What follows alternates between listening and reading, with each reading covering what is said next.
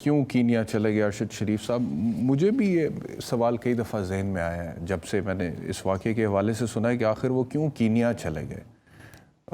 ایک مجھے پتہ چلا کہ ان کے پاس کسی اور ملک کا ویزا نہیں تھا، تو ان کے پاس 3-4 آپشنس ہی بچتی تھیں کہ وہ کسی ایسے ملک میں چلے جائیں، تو انہوں نے کینیا کا انتخاب کیا۔ لیکن کینیا کے تو حالات ویسے اتنے اچھے نہیں ہیں۔ کینیا کے حوالے سے تو ہم اس طرح کی خبریں سنتے ہی رہے ہیں، اور کینیا کی سچویشن جو ہے وہ ہمارے سامنے ہی ہے۔ یعنی کہ بہت سارے ہمارے صحافی حضرات جو ہیں یا پولیٹیشنز جب بھی سیلف ایگزائل میں جاتے ہیں تو کوئی لنڈن چلا جاتا ہے، کوئی امریکہ چلا جاتا ہے، یا یورپ کے کسی ملک میں چلا جاتا ہے۔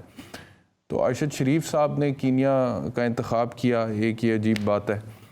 دوسرا یہ ہے کہ وہ مجھے پتہ لگ رہا ہے کہ وہ اپنے گھر والوں کو بھی انہوں نے نہیں انفارم کیا ہوا تھا شاید کہ میں کینیا میں ہوں۔ آپ کے پاس بھی اسی طرح کی کوئی اطلاعات ہیں؟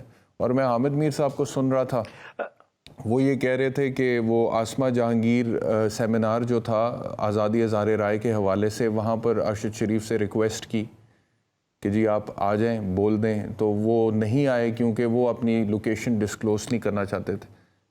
تو آپ کے پاس کیا اس حوالے سے اطلاعات؟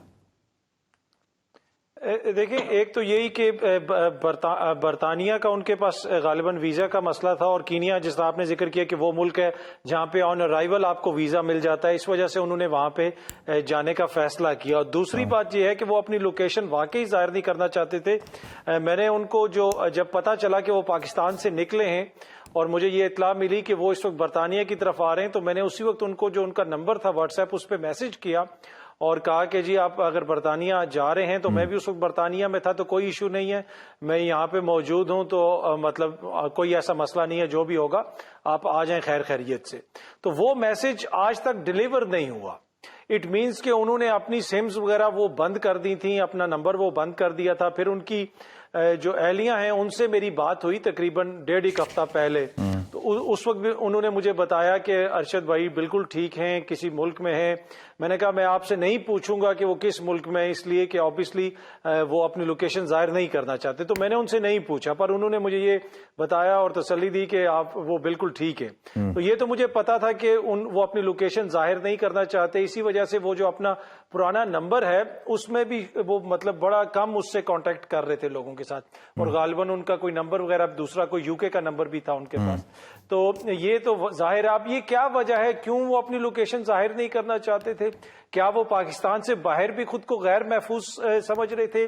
کیا اس حوالے سے اپنے خاندان سے انہوں نے کوئی اور ایسی باتیں شیئر کی ہیں جو ابھی تک سامنے نہیں آئی، یا کسی اور بندے سے کوئی اور ایسی باتیں شیئر کی ہیں؟